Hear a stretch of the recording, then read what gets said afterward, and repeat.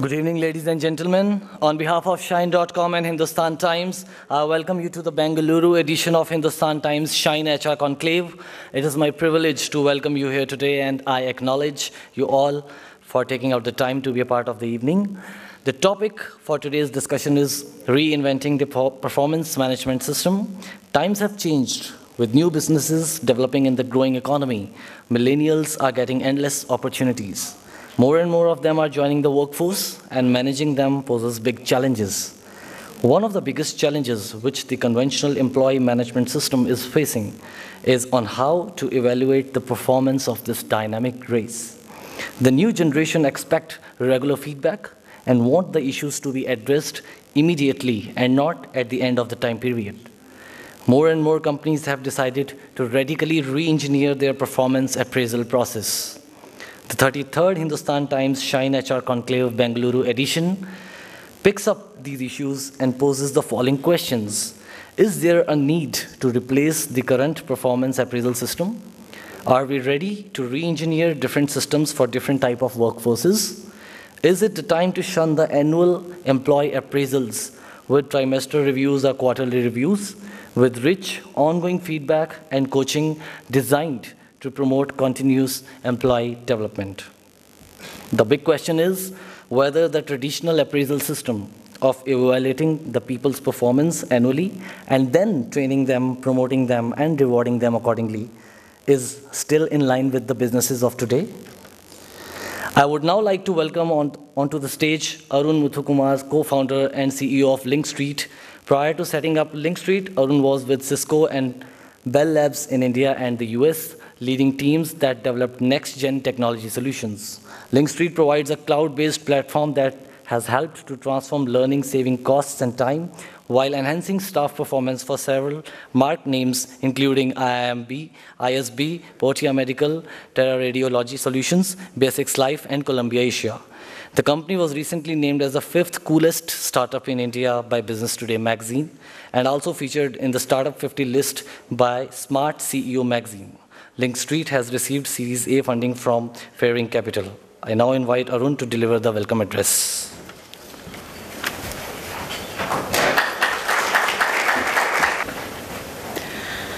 Good evening, everyone, and thank you for coming to this event. I hope it will be something that is enriching and you can take away something. I'm no HR expert. I have an eminent panel of speakers who are going to discuss various aspects of performance management right after me.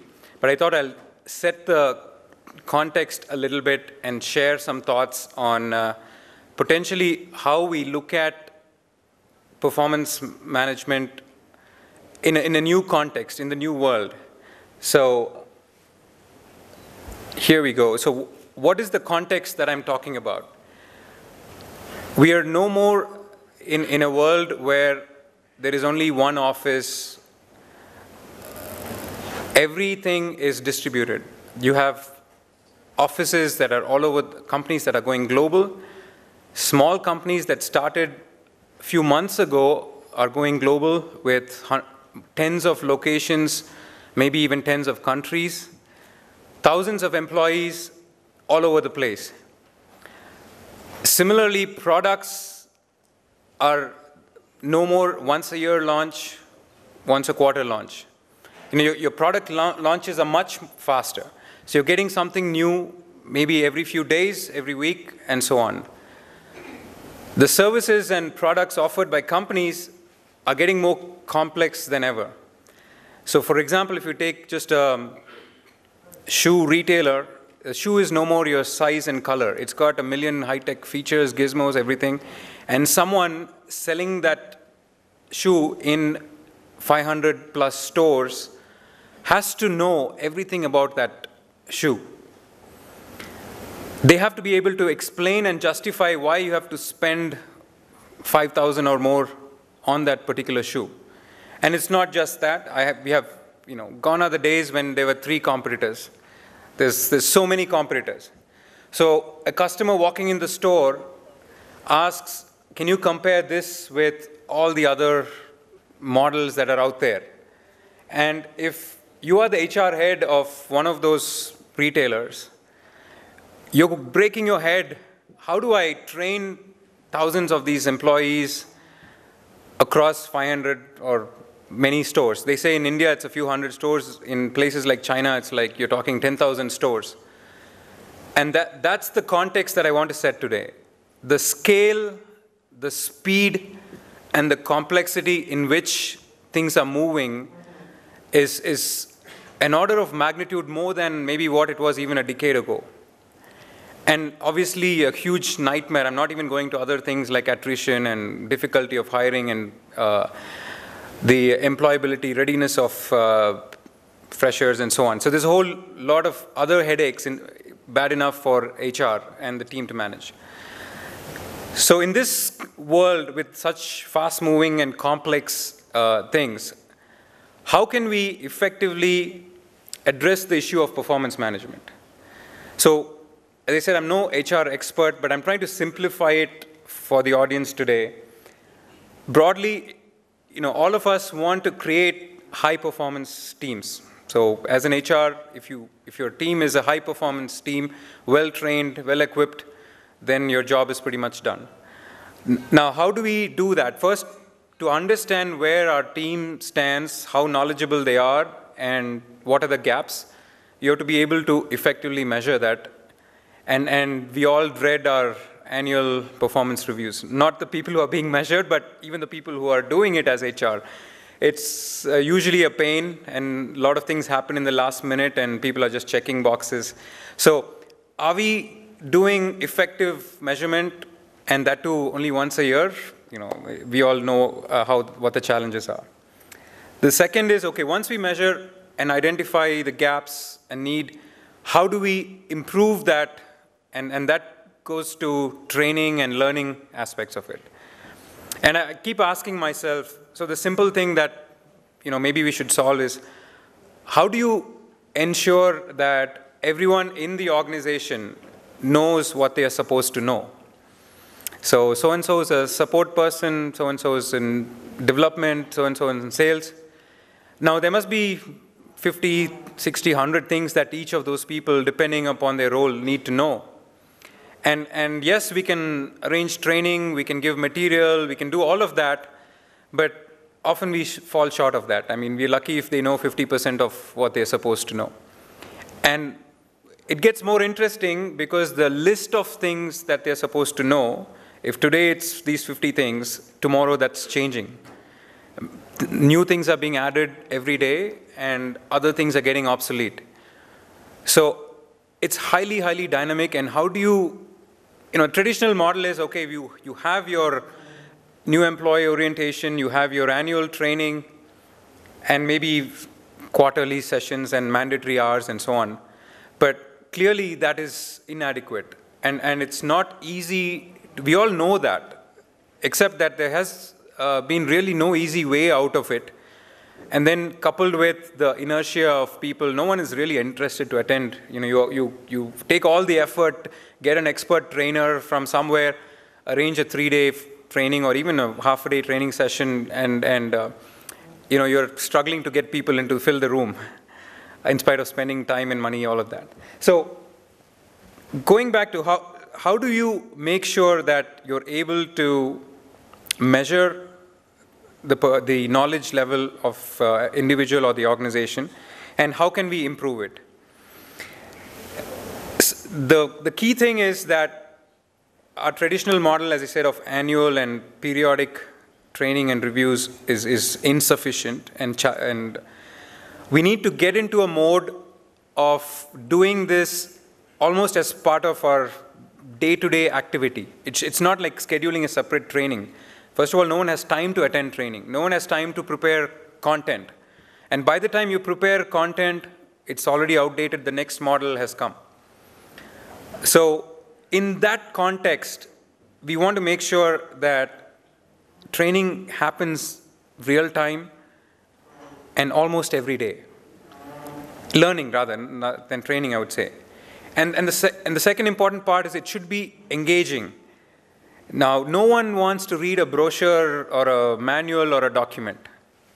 in this generation, especially if you're talking about the younger generation, they're used to the YouTube experience, they're used to the multimedia experience. Nobody wants to read a document or a manual. So it has to be engaging, it has to be interactive, and something more interesting than a document. The last part is about making knowledge sharing a collaborative affair. As I said, we don't even have time to create the content. Now, there are all these new things happening we might have heard. So the questions I want to ask this audience is, can we crowdsource content?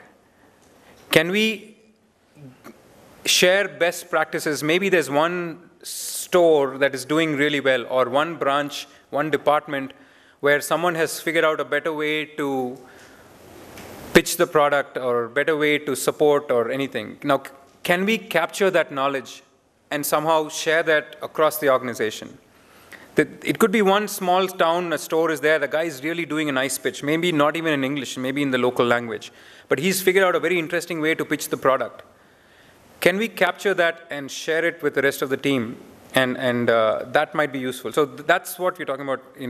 It's learning and measurement training is not one way from the headquarters, you shove down something upon the organization, but we can learn and collect that knowledge and spread it across the organization. So I want to leave that thought. Now all this is easy. Okay, great, I said all this, but in reality, in practice, is it possible? So what are some of the challenges? Quickly, I want to take you through that. Obviously, budget. You have to go through levels of approval, and often when budget cuts come, it's the learning training budget that gets cut, and I'm sure you all understand. Costs are increasing, and again, the aspect of employees being highly distributed on the move in multiple offices, locations. You don't have time to go and schedule training in every office. And of course, expert trainers are hard to get and expensive too. Time is always a problem. Just getting people in one location or one room, even if you can afford it, is just not practical.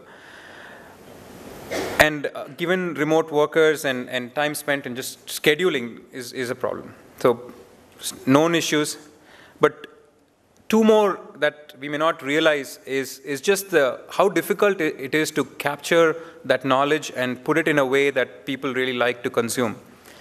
And that's just simply, even you might have an expert, someone who's a senior who's worked 20 years or more in your organization.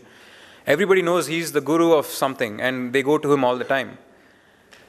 Now, often have we captured that knowledge? Tomorrow, if he leaves the organization, or God forbid, he's not well or something, that knowledge is lost. It could be a top doctor, it could be a senior manager with years and years of expertise related to the company and the domain.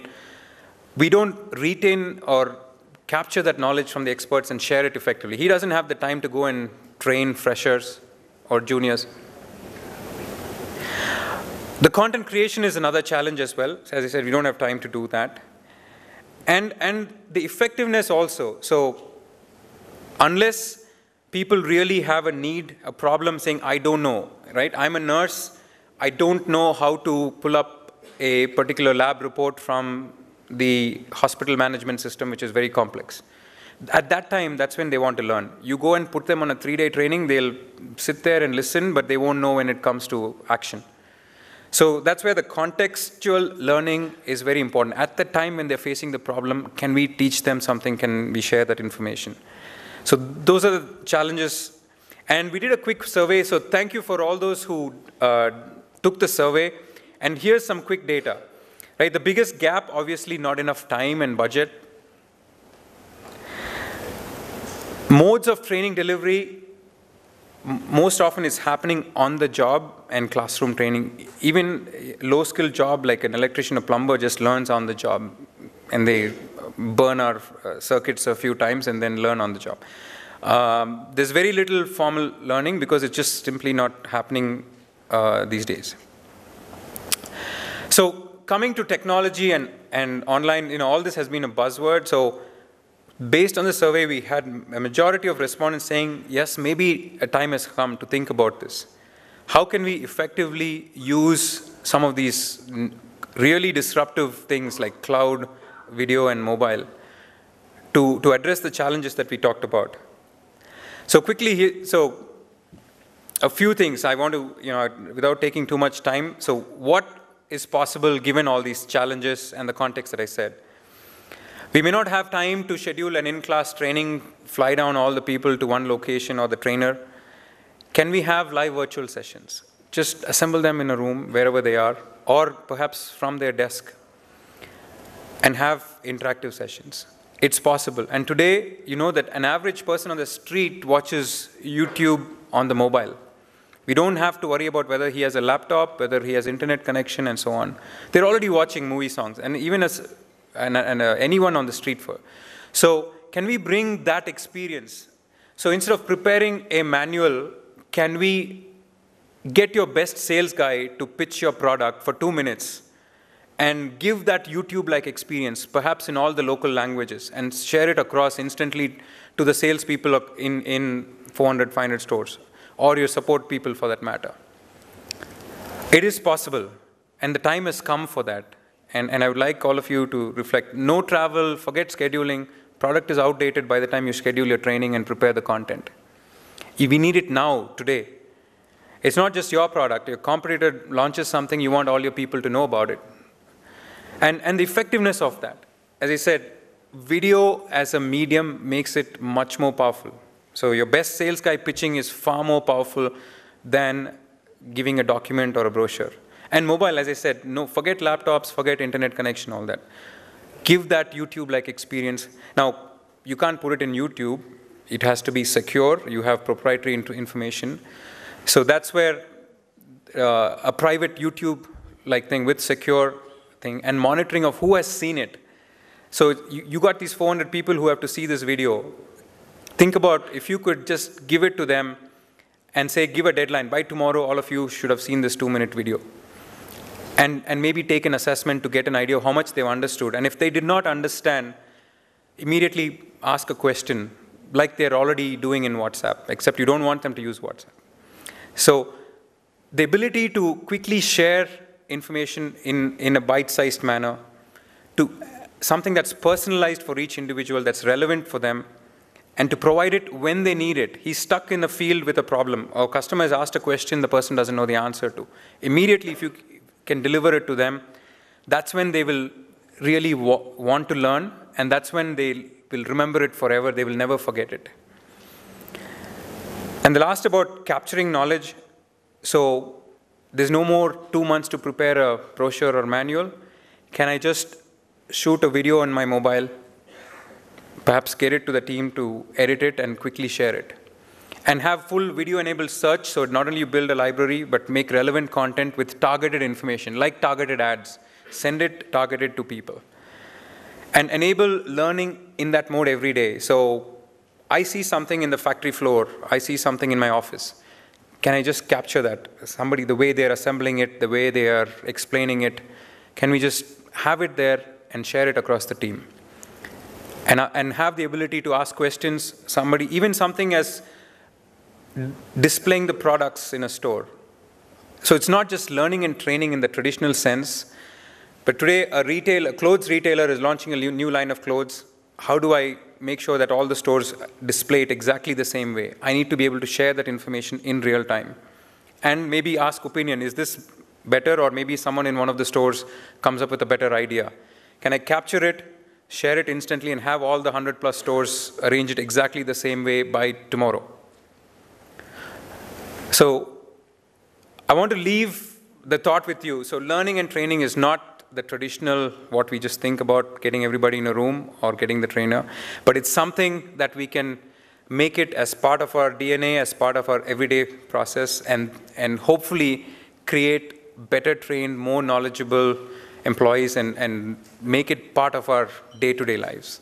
So thank you so much, and I hope I left some food for thought, and the panelists will share their knowledge and take it further and hopefully address some of your questions. Thank you again.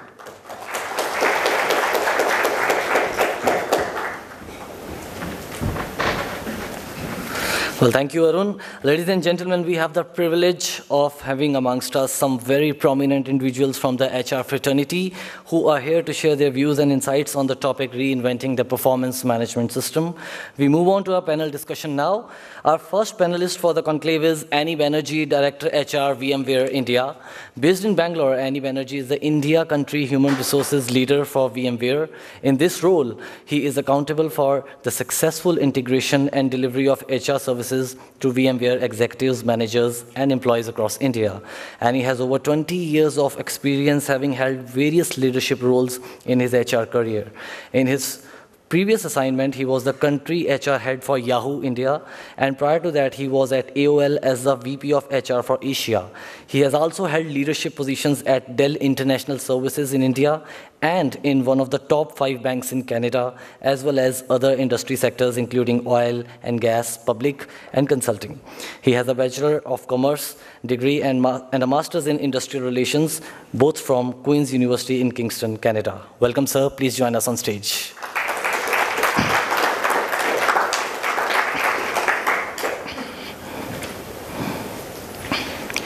Our next speaker for the conclave is DP Singh, Vice President and HR Head, India, South Asia, IBM. DP has 32 years of professional experience, and he is currently the Vice President and Head HR for IBM India and South Asia. Prior to taking on this role, DP was the Human Resources Leader for Middle East and Africa for IBM. He began his career with the Eicher Group of companies in India, which is known for its strong HR practices in HR industry. He is a law graduate from Delhi University and additionally holds a master's degree in business administration, HR, from the University Business School, Chandigarh, India. He is actively involved in sharing his perspective on a variety of HR subjects in various forms. Welcome, sir. It's an honor to have you here.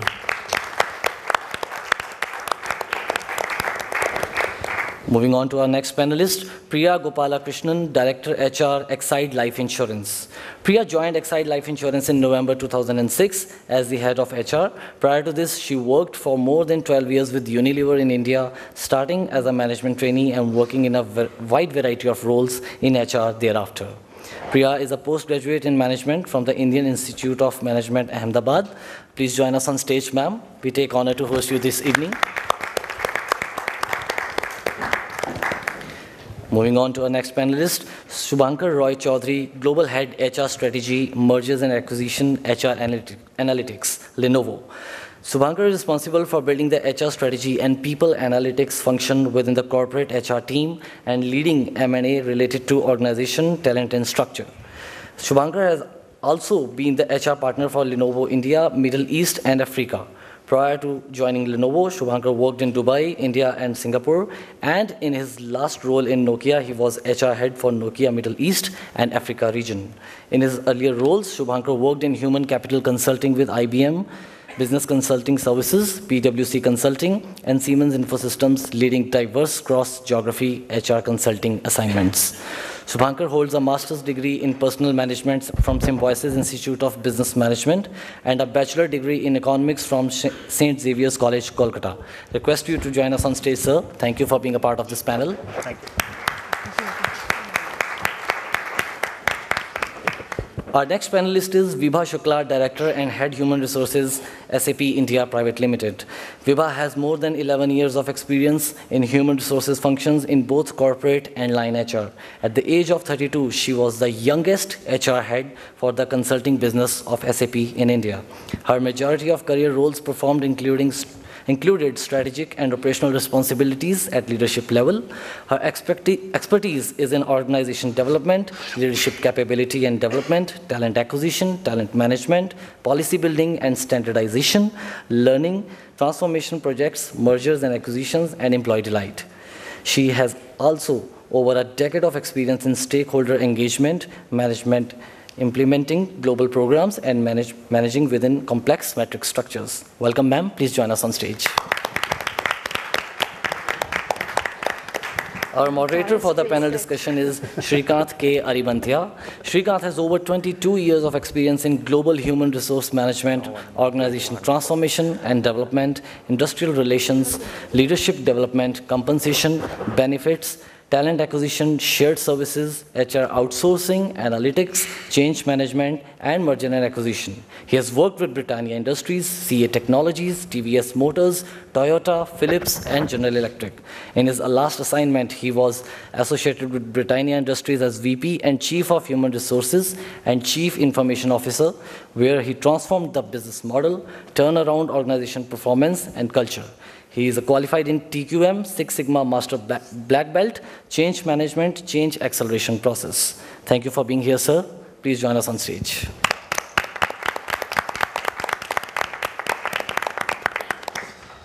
We will have a question and answer session post the conclave. I would like to request you all to share your views on Twitter. Our Twitter handle and Twitter hashtag will be mentioned on the screens in a while. I would also request you to keep your phones on silent mode. Shrikant, over to you, please. Okay. Thank you. I may stand because it's too much light. I can't see people sitting behind. Okay, good evening. Good evening. Okay, thank you. So before I get into the topic, three things which we need to focus next 1 hour or 1.5 hours. One is, how do we create more energy in the room? That too, end of the day, we had a long drive from office to get here. At least I took 1 hour. I'm very sure some of you might have taken more than 1 hour. So how do you get the energy and spend next 1 hour? Second one is, how do you engage? What's the terms of engagement? In order to really get here, the entire team along with the Shine or Hindustan Times, we had a lot of preparation. The key theme we discussed in our preparation calls and 1 hour before we got here, also how do you engage each other? First, how do you engage as panel members and how do you engage each one sitting here into the topic? And the last E, first one is, I said energy, engage. The last is, how do you enlighten each other? It's not that DP or myself or Vibha talking whatever we know or whatever experience, but a lot of people sitting in this room also equally have decades of experience. How do you enlighten each other and learn from each other is the third E which we need to focus on. So it's done. So we'll focus on all the three. Okay, thank you. So when we started talking about this topic of performance management, the many things comes to our mind. One is, what is performance management itself? Is it a management tool or an HR tool, or it's a isolated tool or integrated tool? So a lot of debate has been going on in the last many years, especially last 1 year, on what is performance management means to an organization or an individual or to a leader. So we need to discuss that. Second one is the beautiful bell curve. G is one of the culprits to really introduce that bell curve into the industry. And it got misinterpreted, it got debated within G, and Jack Welch was heavily criticized by GE employees and competition and the business. So what is bell curve? Is it bell curve or a forced ranking? And actually GE, when Jack Welch was there, I had a chance to work in GE. Any GE employees here? Okay, so you can associate with that. GE calls this bell curve as a vitality curve. They never use the word forced ranking or a bell curve. They originally used this concept as a vitality curve. That means, how do we bring vitality or a new energy or new talent into the organization by constantly challenging the existing talent pool? That was the concept. So Jack Welch used Six Sigma to bring business process vitality, and he brought the curve, bell curve, to bring human capital vitality. So that's the context where it originated. My learnings has been from there, most of the learning. Then I gone through other companies like CA, Britannia, now in Computer Science Corporation as a business leader and a global head of HR. This is a topic in every forum we discuss. So we need to really demystify the concept of bell curve or vitality curve or forced ranking or whatever it may be. Second point we need to really discuss or continue to discuss, debate after this conference over also, is performance management a business tool or a HR tool? What is this all about? Because a lot of cynicism, criticism, lack of implementation, HR blaming business, business blaming HR, and always business managers go and tell, I hate forced ranking, I even hate rating, but what can I do? HR is forcing me to do it.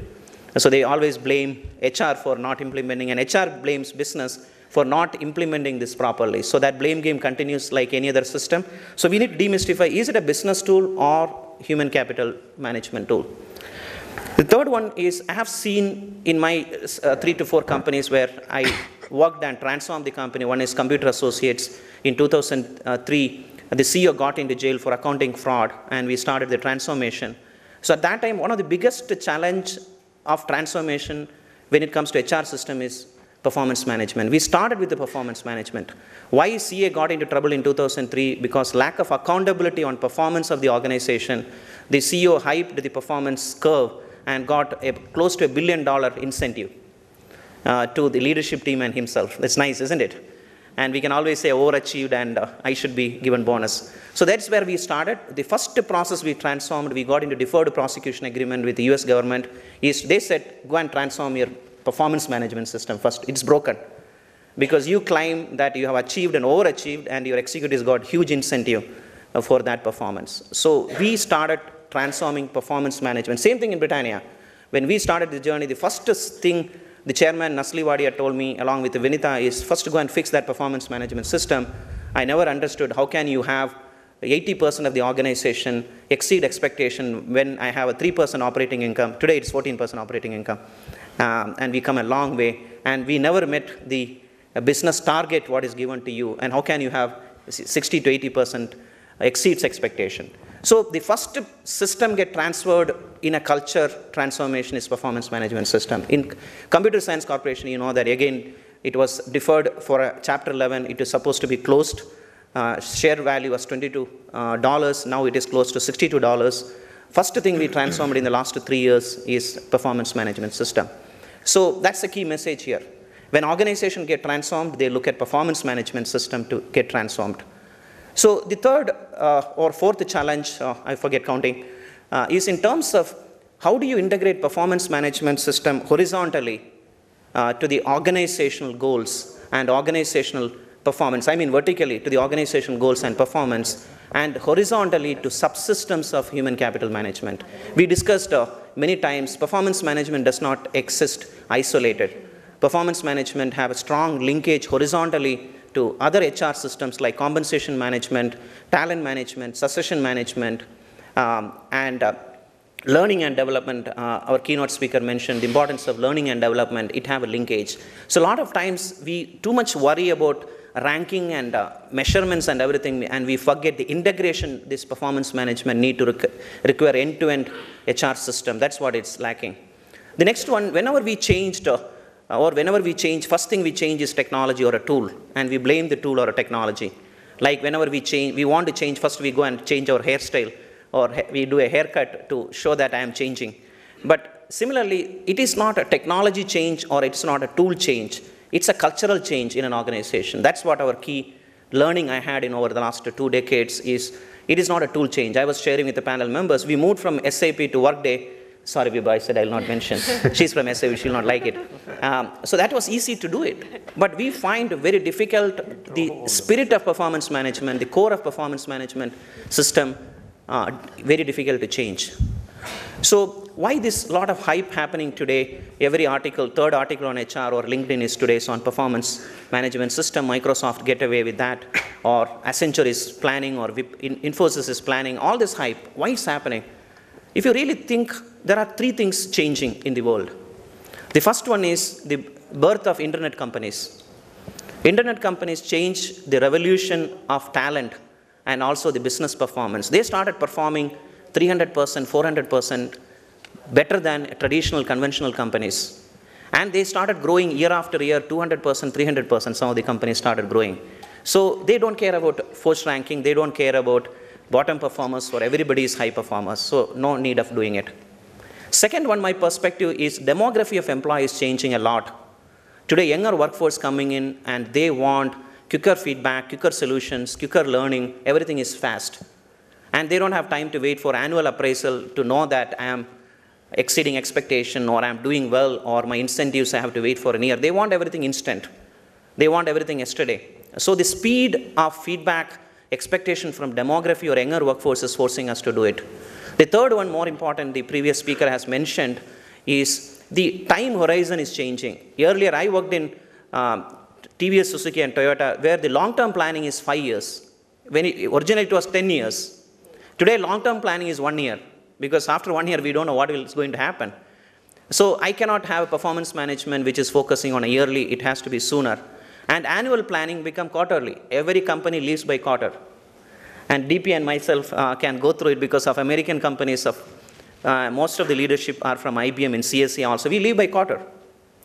And quarterly we take decisions, quarterly we act.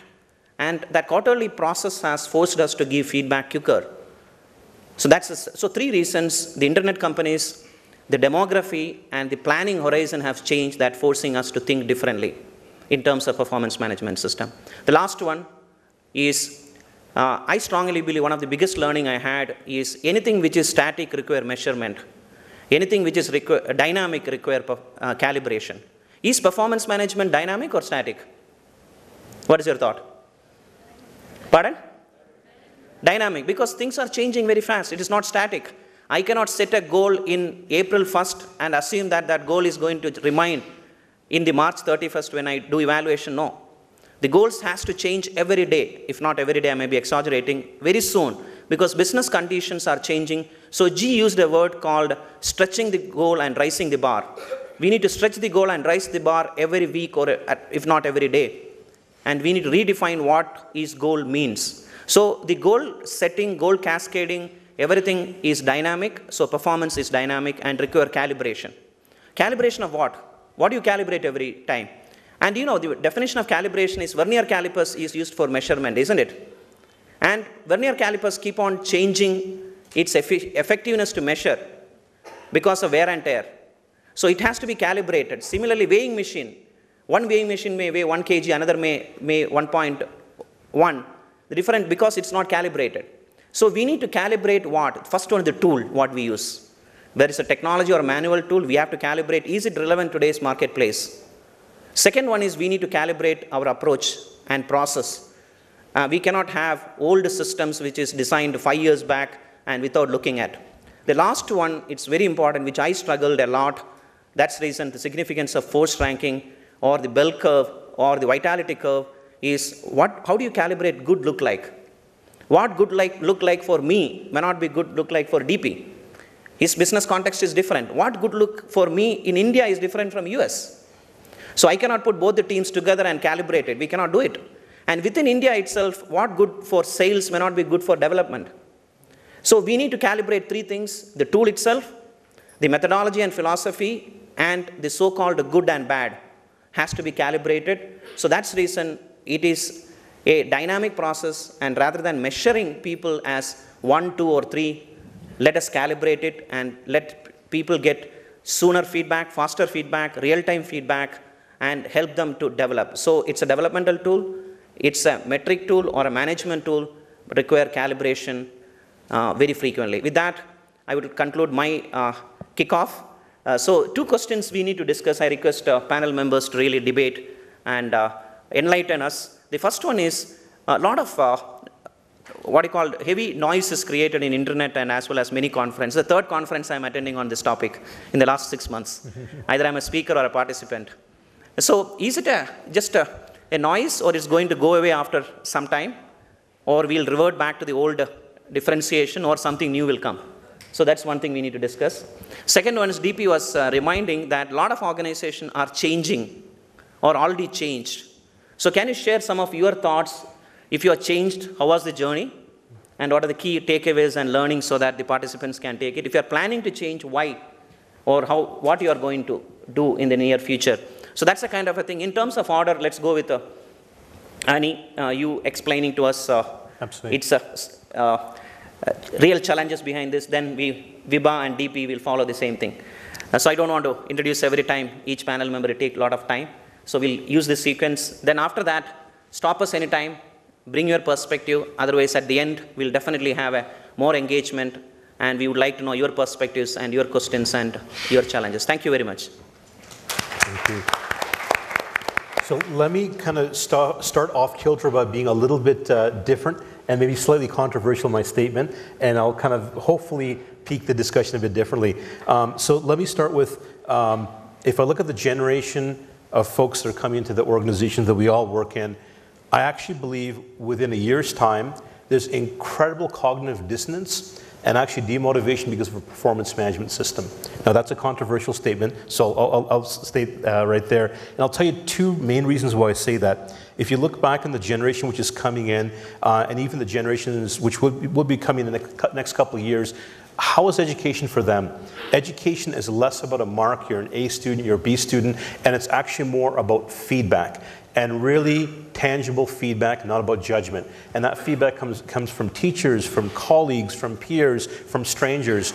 And then you look at the second trend of technology. And technology is such a thing where you want to learn to play the guitar better, and this bar chord is going to be a better way, or you know what, I really want to solve this math problem. They'll actually go out, seek out that feedback, understand it. It's not about a judgment that, you know what, your bar chord's not really good, or you know what, you don't solve that math problem correctly. You're seeking to understand, and you're hungry for it. And from the schooling system to technology, the ability for this generation to assimilate this kind of feedback rapidly and constantly is mind-boggling, and it's incredible. And the nice thing is that they're suggesting and asking for feedback. It's not that they're saying, tell me good things. So that's kind of the system that we're seeing over here. Then imagine, you knock on the door, you come into, and I work at VMware, and we all work at big companies, and all of a sudden you come in, and then you're not labeled throughout your life, you're not giving value judgments, you're basically giving feedback, and then the first thing I tell you less than a year is that, by the way, you're a 3-rater.